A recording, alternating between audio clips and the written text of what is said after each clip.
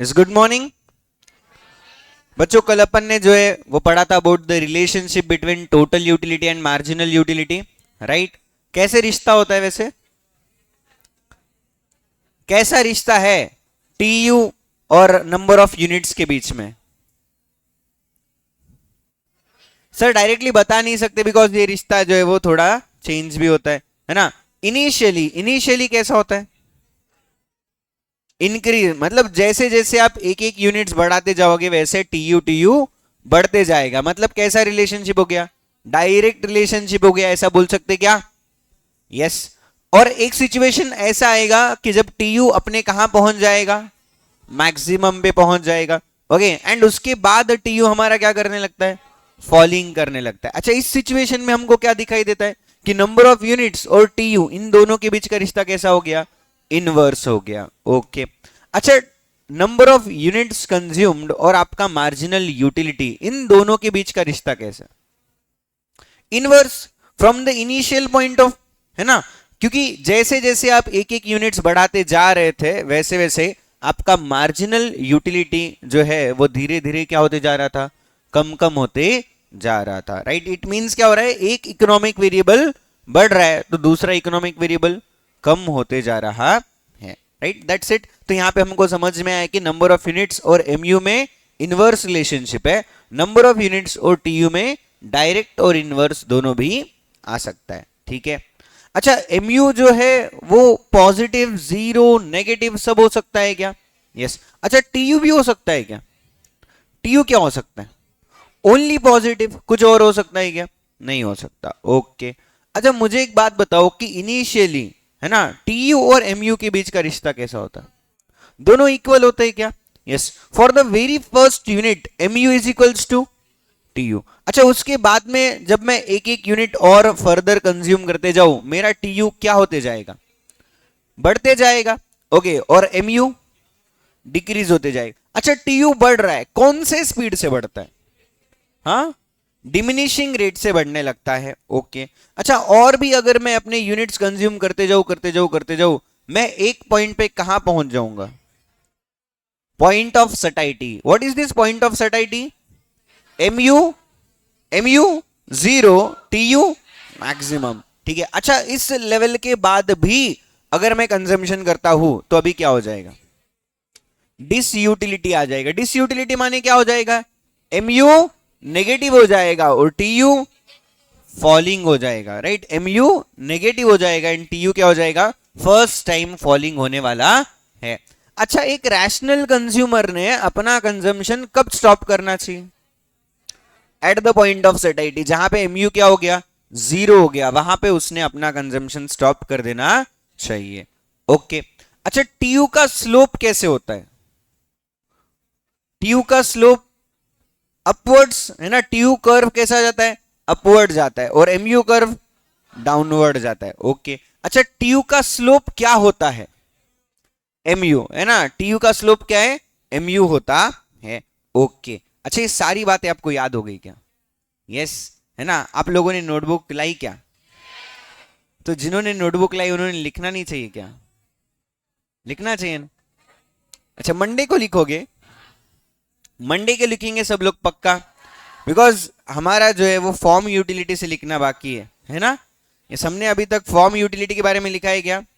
नहीं लिखा है, तो वो हमको लिखना है। फिर उसके बाद हमको ये लिखना है अच्छा, ये मत लिख देना, ठीक है, वरना लिख देंगे notes. Follow my YouTube channel eco Gyaan by AK, revision videos are available there, any doubts and queries contact, ये सब लिखना नहीं। ये सब बस तुमको पता करने के लिए, ठीक है। Yes, okay. चलो, किसी को कुछ डाउट वाउट रहा तो वो लोग कॉल कर सकते हैं या मैसेज भी कर सकते हैं, है ना। चलो, ओके। या फिर अगर क्लासेस खरीदने तो ऑनलाइन बाय भी कर सकते हैं ना। नंबर दिया हुआ है, याद है तुमको? क्या है नंबर? 7588244440, है ना। कितना लक्की नंबर है, नहीं? बीसीए के पास में ना मैक्सिमम जितने नंबर्स है ना, ऑफिस के रहने दो, दिनेश सर के रहने दो, सारे नंबर्स का एंड ऐसा ही है, 44440। दिनेश सर के पास दो नंबर है, दोनों नंबर ऐसे ही है, 44440। चॉइस नंबर है सारे, है ना, जैसा मेरा चॉइस नंबर है वैसे। ओके। मेरे घर पे मेरा मेरे भाई का नंबर सिर्फ एक डिजिट से चेंज होता, बाकी सब सेम।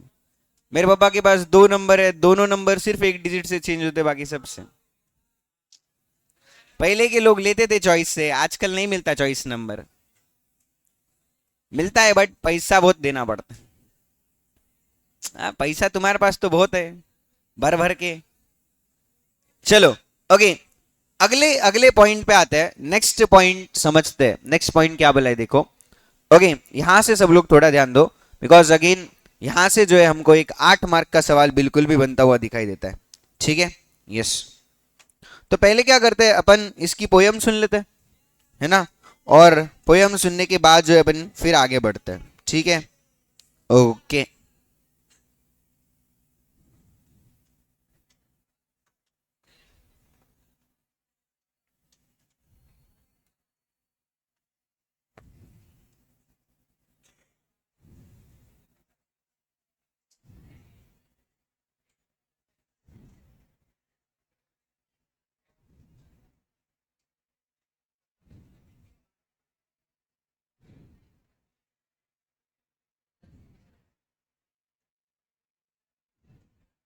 उस लॉ का नाम क्या है? Law of diminishing marginal utility. ठीक है, देखो क्या लिखा गया है। Law of diminishing marginal utility जो प्रपोज किया प्रोफेसर गॉसन ने, डिटेल में बोला प्रोफेसर अल्फ्रेड मार्शल ने। लिखी उन्होंने एक बुक 1890 में जिसको नाम दिया प्रिंसिपल्स ऑफ इकोनॉमिक्स, जिसमें समझा दिया उन्होंने पूरा micro economics. Law of DMU पूरे विश्व पर है लगता, इंटेंसिटी ऑफ वांट कम होने से यूटिलिटी भी कम होता, राइट। ओके, एक बार फिर से ध्यान, क्या बोला गया है, बिकॉज अपने को याद रखना है ना इसको, है ना। बिकॉज देखो जितना मैंने बात बोली, क्या वो इधर फर्स्ट 3 लाइंस में लिखा हुआ है क्या? यस। एंड जब भी कभी आपको सवाल आ जाए explain the law of DMU, ये इतनी बेसिक इंफॉर्मेशन इंट्रोडक्शनरी पार्ट में आपको लिख के आनी पड़ेगी क्या? यस। ठीक है, क्या बोला गया? Law of diminishing marginal utility जो प्रपोज किया प्रोफेसर गॉसन ने और डिटेल में बोला अल्फ्रेड मार्शल ने। लिखी उन्होंने एक बुक 1890 में जिसको नाम दिया प्रिंसिपल्स ऑफ इकोनॉमिक्स, जिसमें समझा दिया उन्होंने पूरा micro economics. Law of DMU पूरे विश्व पर है लगता, इंटेंसिटी ऑफ वांट कम होने से यूटिलिटी भी कम होता, है ना। यस, देखो बेसिक इंफॉर्मेशन जो यहां पे हमको दिखाई दे रहा है ना। लॉ ऑफ डीएमयू किसने सबसे पहले बताया? प्रपोज्ड बाय का मतलब क्या है? सबसे पहले किसने टर्म कॉइन किया, किसने इसके बारे में समझाना शुरू किया, उसका नाम क्या था? प्रोफेसर गॉसन, है ना। और लेटर ऑन ये जो हमारा लॉ है पूरा लॉ ऑफ डीएमयू, ये किसने हमको डिटेल में समझाया? तो उनका नाम क्या था? प्रोफेसर अल्फ्रेड मार्शल, है ना। अल्फ्रेड भाई, मार्शल भाई, इन्होंने अपने को ये लॉ समझाया है। ओके, अच्छा देखो इतना जो पार्ट है, 2 लाइन, ये 2 लाइन माइक्रो इकोनॉमिक्स में जितने भी लॉ आते हैं ना, हर जगह लिखना पड़ता है। बिकॉज माइक्रो इकोनॉमिक्स के जितने भी लॉ है वो सारे के सारे लॉ किसने बताए? इन्होंने ही बताया, अल्फ्रेड मार्शल ने बताया, है ना। और किताब भी वही थी, एक ही किताब लिखी, कौन सी? Principles of economics. कब पब्लिश कर दी? 1890 में, राइट। ओके, अच्छा इसके बाद इन्होंने लॉ का एक स्टेटमेंट लिखा। क्या बोला है देखो, प्रोफेसर अल्फ्रेड मार्शल बोले, other things remaining constant, the additional benefit which a person derives from a given increase in his stock of a thing diminishes with every increase in the stock that he already has. सुनकर बड़ा मुश्किल है लगता, meaning इसका बड़ा easy निकलता, हर एक additional unit consume करने से मिलने वाला यूटिलिटी कम कम है होता, है ना। तो बहुत ही इजी मीनिंग है इसका कि इन्होंने क्या बोला हुआ है कि जैसे जैसे आप एक एक एडिशनल यूनिट कंज्यूम करने लगते हो, वैसे वैसे आपको मिलने वाली जो यूटिलिटी है वो क्या होती जाएगी? कम कम होते जाएगी। क्लियर है क्या एकदम, है ना। अच्छा अभी ये जो स्टेटमेंट यहां पे अपने को दिया हुआ है, क्या ये स्टेटमेंट याद करना जरूरी है क्या? यस, है ना, ये स्टेटमेंट याद करना बहुत ज्यादा जरूरी है।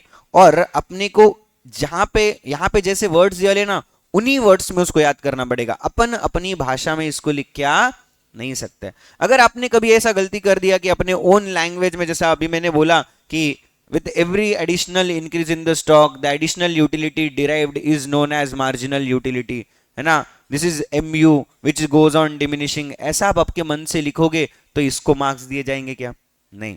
जब कभी भी अपन लॉ का स्टेटमेंट लिखते हैं ना, that statement should match with the given law. ठीक है, अपन अपने ओन वर्ड्स में उसको लिख नहीं सकते। ठीक है, तो सब लोगों को जो है मेरे साथ में ये स्टेटमेंट यहां पे बोलना पड़ेगा, जिससे कि आपको ये क्या हो जाए, याद हो जाए। ओके, कम से कम अभी अपन यहाँ पे इसको 5 बार बोलने वाले, है ना, तो बी प्रिपेयर्ड अकॉर्डिंग। ओके, और मैं जैसे बोलूं मेरे पीछे पीछे आप सब लोगों को बोलना है, और जब तक मुझे दिखाई देगा कि पीछे तक सब लोग नहीं बोल रहे, तब तक मैं सबको बोलने लगाते रहूंगा, है ना।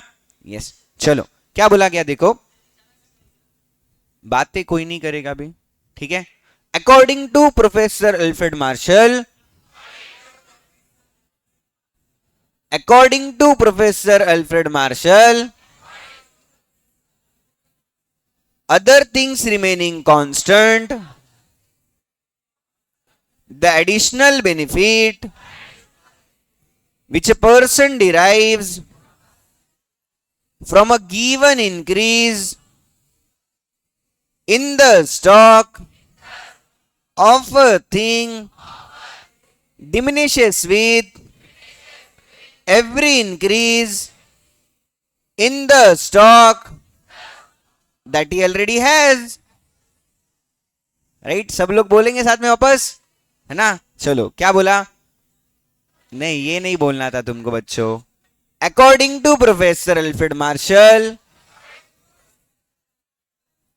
The additional benefit which a person derives from a given increase in the stock of a thing diminishes with every increase in the stock that he already has. Right, चलो अभी अपन क्या करेंगे, रिकॉर्डिंग का ना यहाँ पे जो तुम्हारा बैकग्राउंड नॉइस होता है ना, वो एकदम बंद किया वाला होता है, तो अपन एक बार थोड़ी देर के लिए उसको चालू कर देंगे, सो दैट तुम लोगों का भी आवाज जो है वहां पर चला जाए, है ना। ओके, यस, हाँ, अभी तुम लोगों का भी आवाज पूरा पूरा रिकॉर्डिंग में जा रहा है। ओके, हाँ, अभी थोड़ा सबको बराबर बोलना है। According to Professor Alfred Marshall, the additional benefit which a person derives from a given increase in the stock of a thing diminishes with every increase in the stock that he already has. Right, जो लोग video घर पे बैठ के देख रहे हैं उनको भी बोलना है, सबको बोलना है। ओके, और नहीं, घर वाले क्यों मारेंगे, पगले तू तो पढ़ाई कर रहा है, घर वाले आके शाबाशी देंगे, अरे वाह अच्छी बात है, पढ़ रहा है, जम जम से बोल बोल के पढ़ रहा है, मतलब याद कर रहा है कुछ, तो भी खुश हो जाएंगे वो लोग। ठीक है, तो जल्दी जल्दी सब लोग जो है हमारे साथ में बोलेंगे घर के अंदर बैठ के भी, है ना। यस, क्या बोला गया, according to Professor Alfred Marshall, according to Professor Alfred Marshall, the additional benefit which a person derives from a given increase in the stock of a thing diminishes with every increase in the stock that he already has. चलो अभी एक बार अपन बगैर देखे बोलेंगे, सबको याद हो गया ना। Okay, according to Professor Alfred Marshall, the additional benefit which a person derives from a given increase in the stock of a thing diminishes with every increase in the stock that he already has. Right, क्या exam में भूल गए, अरे भाई नहीं भूलते, don't worry बेटा, कोई भी कुछ नहीं भूलेगा, don't worry, I know that. Okay क्या बोला गया अभी मीनिंग को समझते हैं, ठीक है। देखो यहाँ पे क्या बोला गया, उस मीनिंग को अपन समझ रहे हैं, है ना। लॉ के अंदर जो वर्ड्स यूज किए गए उसको समझने की थोड़ी कोशिश करो। देखो द एडिशनल बेनिफिट मतलब क्या, एडिशनल यूटिलिटी, जिसको अपन क्या बोलता है, मार्जिनल यूटिलिटी। एडिशनल यूटिलिटी को अपन क्या बोलता है, मार्जिनल यूटिलिटी। अच्छा ये जो मार्जिनल यूटिलिटी मिल रहा है, किसको मिल रहा है, पर्सन को। किससे मिल रहा है, given increase in the stock, है ना। इंक्रीज इन द स्टॉक मतलब उसने कोई एडिशनल यूनिट कंज्यूम किया होगा उससे, है ना। जो भी एडिशनल यूनिट आपने कंज्यूम किया उससे जो आपको एडिशनल यूटिलिटी मिल रहा है वो क्या होते जाएगा, डिमिनिश होते जाएगा। क्या होते जाएगा, डिमिनिश। डिमिनिश का मतलब क्या होता है, कम होते जाएगा। कब कम हो रहा है, जब आप एक एक स्टॉक का कंजम्पशन क्या करते जा रहे हो, बढ़ाते जा रहे हो। With every increase, every increase मतलब हर एक increase in stock of consumption आपने जो किया उससे मिलने वाला जो भी आपका एडिशनल बेनिफिट होगा वो क्या होते जाएगा, कम कम होते जाएगा। क्लियर है क्या, राइट। एकदम सिंपल वर्ड्स में यहां पे लिखा गया, as the number of units consumption increases marginal utility decreases, है ना। सिंपल अपनी भाषा में अपन लिख के आ सकते क्या, यस ओन वर्ड्स में भी आप इसको लिख सकते हो पहले, लेकिन आपको ये स्टेटमेंट लिखना लॉ के हिसाब से जरूरी है। ओके अच्छा यहां पे एक देखो स्टेटमेंट दिया गया, अदर थिंग्स रिमेनिंग कांस्टेंट, है ना। अभी ये अदर थिंग्स मतलब क्या, बहुत सारे अजम्पशंस है। यहां पे क्या लिए गए, बहुत सारे अजम्पशंस लिए गए जो इन्होंने क्या माने, कांस्टेंट माने, कि ये सारी चीजें बिल्कुल भी क्या है, कांस्टेंट है, इनमें कोई भी चेंज आएगा क्या, नहीं आएगा। चेंज सिर्फ किस में आएगा, एक एडिशनल यूनिट कंज्यूम करने में आएगा। और उस एडिशनल यूनिट के कई सारे क्या है हमारे पास में, अजम्पशंस है, कि वो एडिशनल यूनिट कैसा होना चाहिए, कब होना चाहिए, वो अपन आगे देखेंगे, ठीक है। ओके अच्छा साथ में ही देखो इस जो अपना ये स्टेटमेंट ना, अदर थिंग्स रिमेनिंग कांस्टेंट, इसको ना एक मैक्सिम बोला जाता है। ओके मैक्सिम क्या होता है वैसे, सिटेरियस पैरिबस, है ना। सिटेरियस पैरिबस ये एक मैक्सिम है जिसका मीनिंग निकलता है that other things remaining constant या अदर थिंग्स बीइंग कांस्टेंट, ऐसा भी अपन बोल सकते हैं क्या बच्चों, यस ठीक है। ओके अच्छा यहां पे एक एग्जांपल अभी दिया हुआ है, देखो ये एग्जांपल बिल्कुल भी सिमिलर है जो आपने ऊपर देखा हुआ है उससे, बट यहां पे सिर्फ और सिर्फ किसके बारे में बोला, मार्जिनल यूटिलिटी के बारे में बोला है। टोटल यूटिलिटी का कोई लेना देना नहीं है। तो समझो, अगर समझो कभी ऐसा सवाल आ जाए कि explain the law of diminishing marginal utility या explain the law of DMU, तो आपको वहां पे ये वाला एग्जांपल और ये वाला डायग्राम निकालना पड़ेगा, है ना। ये एग्जांपल में अपने को दो ही इकोनॉमिक वेरिएबल्स के रिलेशनशिप के बारे में बोला हुआ है, एक है हमारे लिए नंबर ऑफ यूनिट्स कंज्यूम और दूसरा क्या है हमारे लिए मार्जिनल यूटिलिटी। इन दोनों का रिलेशनशिप हमको समझा है। कैसा होता है वैसे इन दोनों का रिश्ता, कैसा होता है, इनवर्स रिलेशनशिप होता है क्या, यस। जैसे जैसे आप एक एक एडिशनल यूनिट कंज्यूम करते जा रहे हो वैसे वैसे उस हर एडिशनल यूनिट के कंजम्पशन से मिलने वाला जो यूटिलिटी है, मार्जिनल यूटिलिटी, वो क्या होते जाएगा, कम कम होते जाएगा, राइट। फर्स्ट यूनिट से अपने को कितने का यूटिलिटी मिला, 10 का, दूसरे से 8 का, तीसरे से 6, चौथे से 4, पांचवे से 2, छठे से 0, सातवें से -2, है ना। तो क्या हो रहा है यहां पे, आप एक एक यूनिट का कंजम्पशन बढ़ाओ, एमयू क्या होते गया, कम कम होते गया। एमयू जो है वो इनिशियली क्या था, पॉजिटिव था, एक टाइम ऐसा आया जब वो क्या हो गया, नेगेटिव हो गया, जीरो हो गया, और उसके बाद और कंजम्पशन करने से क्या हो गया, वो नेगेटिव हो गया, राइट। अच्छा ये पॉइंट्स हमने जो यहाँ पे ग्राफ में भी प्लॉट करना है, जहां पे हमने y एक्सिस पे क्या लिख रखा है, मार्जिनल यूटिलिटी एमयू, और x एक्सिस में हमने क्या लिख रखा है, नंबर ऑफ यूनिट्स कंज्यूम, ठीक है। और फिर हमने क्या कर दिया, इन सभी पॉइंट्स को वहां पे प्लॉट कर दिया, है ना। 1 and 10, तो ये आ गया 1 and 10 का पॉइंट, ओके। देन आया 2 and 8, ये पॉइंट ले लिया, 3 and 6, 4 and 4, 5, 2, है ना। ये सारे पॉइंट्स हमने यहाँ पे ले लिए, ओके। और इन सबको इंटरसेक्ट करता हुआ हमने क्या ड्रॉ किया, एक कर्व। इस कर्व को नाम क्या दिया, एमयू कर्व। क्या बोला जाता है इसको, MU curve, which is marginal utility curve. MU curve का जो स्लोप है कैसा है? डाउनवर्ड स्लोपिंग है। कैसा है ये? डाउनवर्ड स्लोपिंग है। From where to where? Left to right. From where to where? Left to right. Okay, yes. अच्छा, ये बिल्कुल भी आपको एक स्ट्रेट लाइन के माफिक दिख रहा है क्या? बिल्कुल भी चेंज है क्या? नहीं, सीधा सीधा स्ट्रेट लाइन। अच्छा, why this is a straight line? एक इंपॉर्टेंट बात है ना, जिनका फाउंडेशन नहीं है वो लोग खास ध्यान दो यहाँ पे, ठीक है? बिकॉज फाउंडेशन वाले बच्चों को ये बात पता होगी, बट नॉन फाउंडेशन को पता नहीं है, ठीक है? अभी देखो, कल हमने एक चीज कैलकुलेट करी थी जिसको नाम हमने दिया था स्लोप। स्लोप क्या होता है बोला मैंने? स्पीड। किसी भी इकोनॉमिक वेरिएबल के चेंज होने की स्पीड को हम क्या बोलते हैं?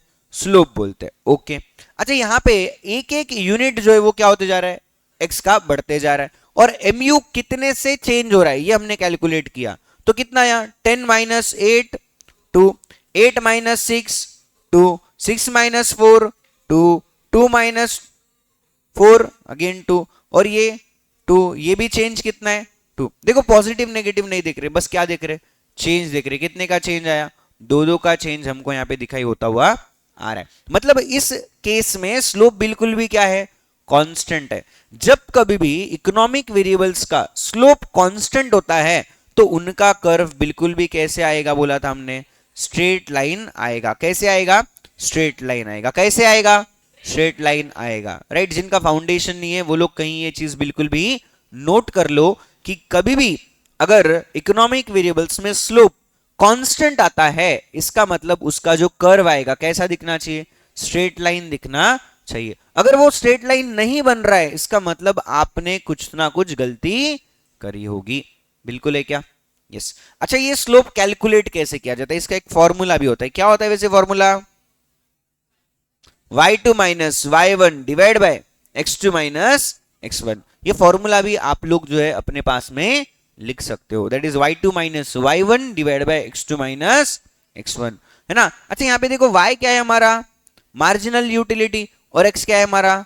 Number of units. x axis पे लिखा है ना नंबर ऑफ यूनिट्स, इसलिए वो क्या हो गया? x हो गया। और y एक्सिस पे लिखा है mu, इसलिए वो क्या हो गया? y हो गया। क्लियर है क्या सबको? यस, mu आ गया कांस्टेंट। ओके, सॉरी, mu हो गया हमारा। mu curve is your downward sloping, है ना? यस, ये हमारे यहाँ पे बन गया बिकॉज mu का स्लोप क्या था? कांस्टेंट था, है ना?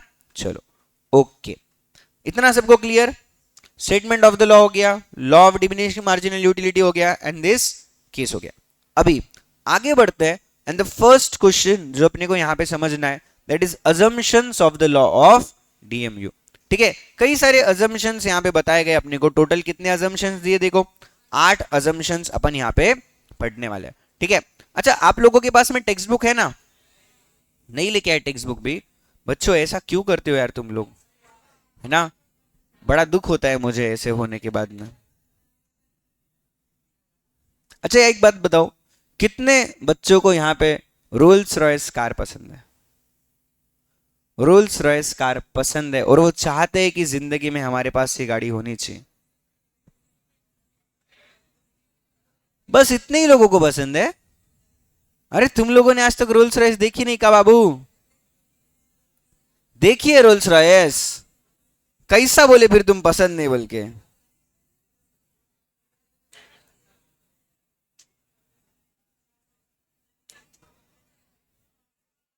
कौन नहीं चाहता कि ऐसी गाड़ी मेरे पास भी हो?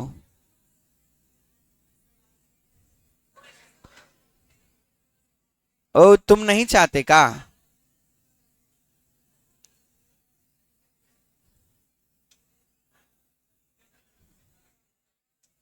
ओ भाई साहब, क्या ले लो? ये गाड़ी ले लो। छोटी मोटी गाड़ियां नहीं खरीदता बेटा मैं। कौन नहीं चाहता कि ये गाड़ी उसके पास हो? बताओ बच्चों। हाँ, क्या? इलेक्ट्रिक में ये अवेलेबल है? इलेक्ट्रिक होनी चाहिए भाई, प्रदूषण।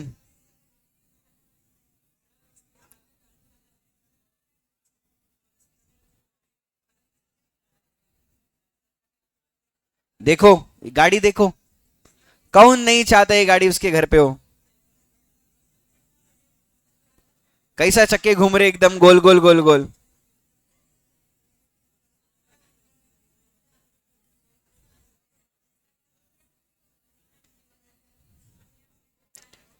ऐसा मस्त एक इंसान तुम्हारे गाड़ी के सामने खड़ा होगा अपने पंख उड़ाए हुए।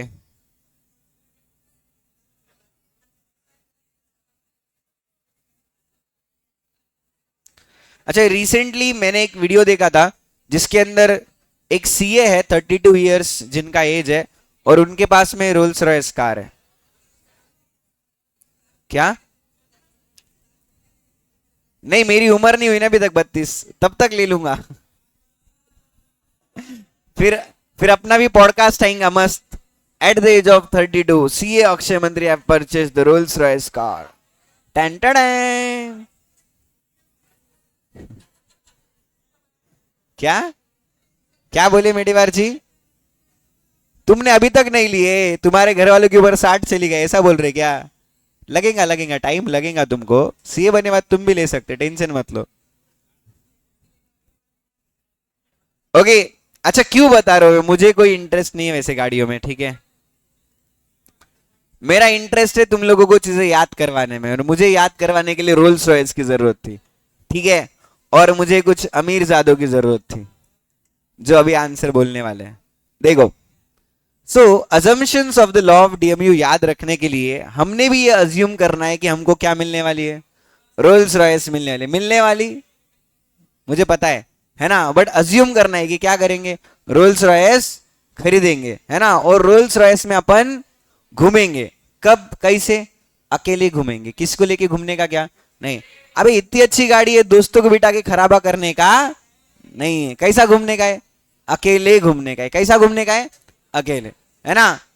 क्या बोला? Assumption of the law of DMU. हमारा अजम्पशन क्या है कि हमने क्या लेनी है, रोल्स रॉयस गाड़ी लेनी है, और गाड़ी में अकेले घूमना है, किसी को लेके घूमना नहीं है। Okay, so what is the mnemonic? देखो इधर,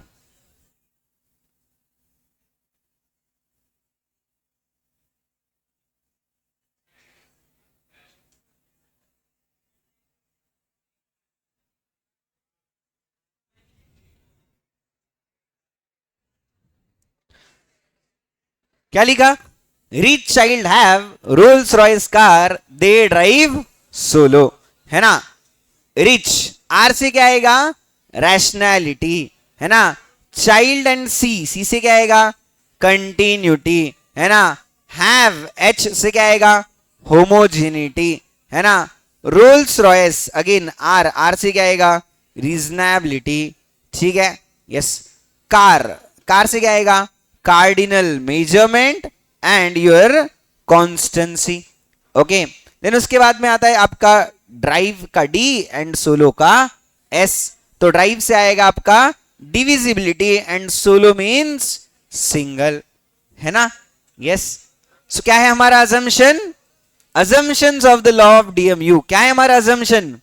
rich child have Rolls Royce car, they drive solo, है ना। बिकॉज हर किसी को यहाँ पे रोल्स रॉयस कार की यूटिलिटी तो मिलेगी क्या? यस। और अकेले चलाएंगे तो ज्यादा ही मिलेगी क्या? यस, ठीक है। So what is the assumption of law of DMU? क्या है अजम्पशन लॉ ऑफ डीएमयू का? यूनिक क्या बोला? Rolls, rich child have Rolls Royce car, they drive solo. सब लोगों को बोलना है मेरे साथ, जो लोग सो रहे, अपने को न्यूमोनिक याद करना है, सारे बुलेट पॉइंट्स याद करना है, उसके बाद आज की क्लास खत्म हो जाएगी। पॉइंट्स अपन कल पढ़ेंगे, ठीक है। चलो एक बार बताओ सब लोग, assumptions of the law of DMU mnemonic क्या बोला? Rich child have Rolls Royce car, they drive solo, है ना। क्या बोला अगेन एक बार याद दिलाओ, what is the mnemonic? Rich child have Rolls Royce car, they drive solo, है ना। अभी समझो, देखो तुम्हारे एग्जाम में, बोर्ड के एग्जाम्स में ना 8 मार्क के लिए सवाल पूछा जाता है, ठीक है। क्या पूछा जाएगा? Explain the assumptions of law of DMU, है ना, विथ द लॉ। सो ऐसा क्वेश्चन आता है, explain the law of DMU with its assumptions. तो आपको ये सारे अजम्पशंस भी एक्सप्लेन करने पड़ता है और ये पूरा लॉ भी एक्सप्लेन करना पड़ता है, जिसके लिए आपको कितने मार्क्स दिए जाएंगे? 8 मार्क दिए जाएंगे, है ना। तो इजीली आपका आंसर 4 पेज पे चला जाएगा क्या? यस, है ना। आधे पेज पे बढ़िया सा डायग्राम निकालने का, आधे पेज पे बढ़िया सा टेबल निकालने का, एक पेज भर देने का। एक पेज में हमारा क्या लिखेंगे अपन? लॉ, स्टेटमेंट और उसका एक्सप्लेनेशन। 2 पेज भर गए। अगले पेज पे आने का, क्या लिखने का? assumptions of the law of DMU. फिर एक इसमें 4 पॉइंट, दूसरे उस पे 4 पॉइंट, 4 पेज। जयराम जी की 8 मार्क तुम्हारे पक्के। यस और नो? यस। चलो, assumptions of the law of DMU. Mnemonic क्या बोला?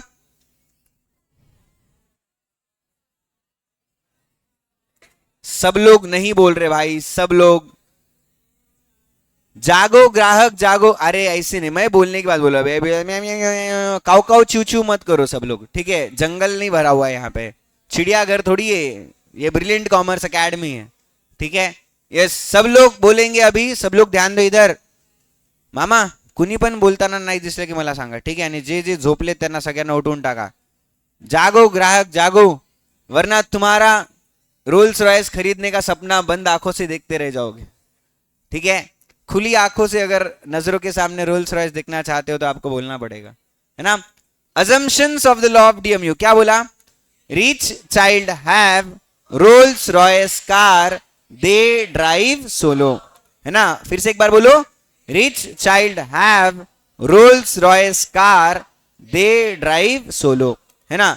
रिच, आर से क्या आएगा? रैशनैलिटी, है ना। 1 सारे पॉइंट से याद कर रहे हैं। आर से क्या आता है? रैशनैलिटी। चाइल्ड, सी से क्या आएगा? कंटिन्यूटी। हैव, एच, एच से क्या आएगा? होमोजीनिटी। अगेन आर, आर से क्या आना है आपके लिए? रीजनेबिलिटी, ठीक है। कार, सी से क्या आएगा? Cardinal measurement. देखो पूरा का पूरा कार ये वर्ड आ रहा है यहाँ पे, यस, है ना। रोल्स रॉयस, रीजनेबल सोच रखो ना थोड़ी, है ना। अनरीजनेबल सोच रहे हो, इतने बड़े ख्वाब देखने की जरूरत है क्या? है, जरूरत है भाई, सच में। ख्वाब देखेंगे तो ही तो पूरे होंगे, वरना होंगे क्या? नहीं, है ना। Next, your drive and solo. Again again और एक पॉइंट क्या था यहाँ पे हमारा? कॉन्स्टेंसी, है ना। यस, एंड ड्राइव से क्या आएगा? डिविजिबिलिटी। एंड सोलो मतलब क्या? Single, single want. मैं अपने खुद के लिए जो क्या मांग रहा हूं? रोल्स रॉयस कार मांग रहा हूं, और किसी के लिए मांग रहा हूं क्या?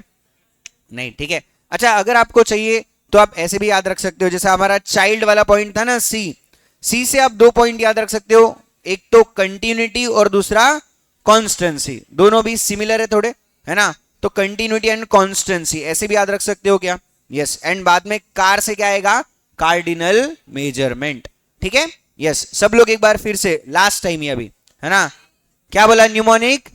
Rich child have Rolls Royce car, they drive solo, है ना। रिच, आर से क्या आएगा? रैशनैलिटी, ठीक है। सी से क्या आएगा? Continuity and constituency. एच से क्या आएगा? होमोजीनिटी। आर से क्या आएगा? रीजनेबिलिटी। ओके, देन सी से क्या आएगा?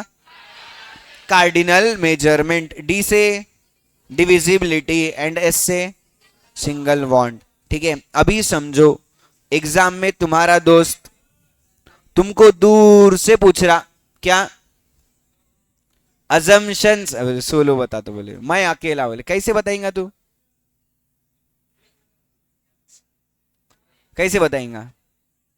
नहीं नहीं, इसको बताने के लिए हमारे पास एक बहुत भारी तरकीब है, ठीक है। रोल्स रॉयस का लोगो कैसा है? रोल्स रॉयस का लोगो कैसा है?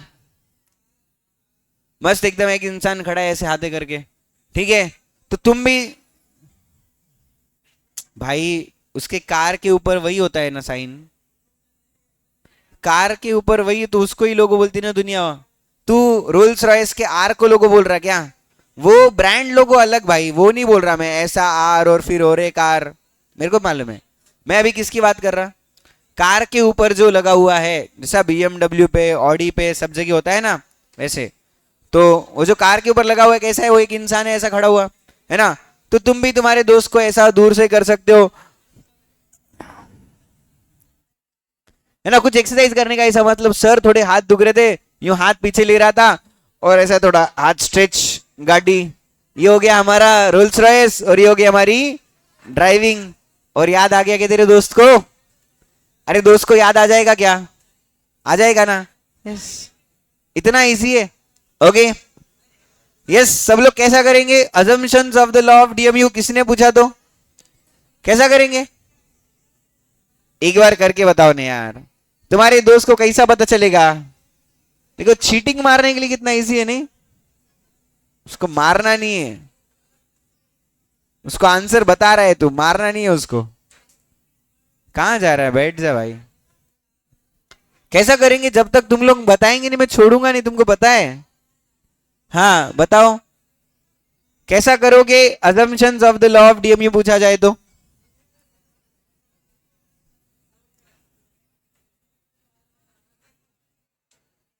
बच्चों, जब तक तुम बताओगे नहीं तुमको यहां से जाने नहीं मिलेगा। चीटिंग नहीं करनी है, ऐसा कौन बोल रहा है? मंगेश,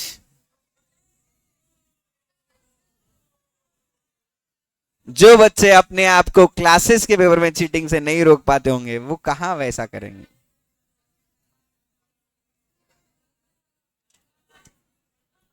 बहुत अच्छी बात है कि आप लोग चीटिंग नहीं करना चाहते हो, है ना? बहुत अच्छी बात है। ठीक है, so assumptions of the law of DMU, 8 assumptions आपको यहाँ पे याद करने हैं। ठीक है, और आई होप आप लोगों ने अपने पास न्यूमोनिक भी लिख रखा होगा। ठीक है, मिलेंगे अगले क्लास में जहां पे अपन इसको डिटेल में क्या करेंगे, एक्सप्लेन करेंगे। ठीक है, तब तक के लिए बाय बाय, टेक केयर।